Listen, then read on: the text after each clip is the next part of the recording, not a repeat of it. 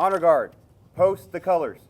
Veterans Day is a day to honor our veterans for their service and for fighting to keep us free.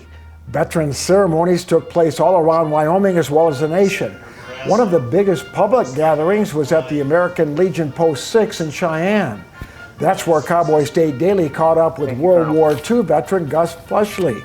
Gus flew 32 bombing missions over Germany as a gunner in a B-17. Every time you got in an airplane, it was scary.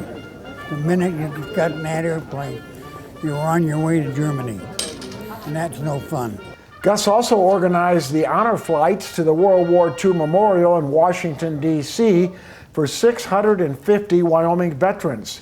He served in the Wyoming House for 5 years in the 70s and ran unsuccessfully for governor in 1978. Gus ran Flushley Oil and was awarded an honorary doctorate in law from the University of Wyoming. Did you ever think the Allies were going to lose the war? No. I didn't ever think that the Allies were going to lose the war, but it was damn close. You know, we were on the downside at that point. When I was flying those 32 missions, we were on the positive. We were better than they were at that time. We were bombing the hell out of it. Vietnam vet Jerry Bowen served 2 missions in Nam as a helicopter pilot and 1 mission in the Gulf War. He says he and others were treated very poorly when they came back from Vietnam.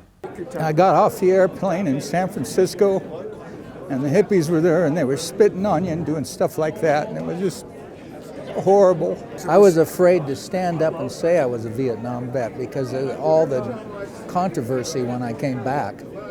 Colonel Damian Slusho is commander of the 90th Security Forces Group at F.E. Warren Air Force Base. He says Americans have changed their attitude since Vietnam on how they view veterans.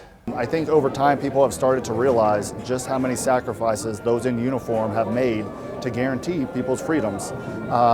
And whether you disagree with the politics or whether you disagree with things that we're doing, they still recognize one thing, that there's still a man and a woman and a family who are serving to guarantee those freedoms.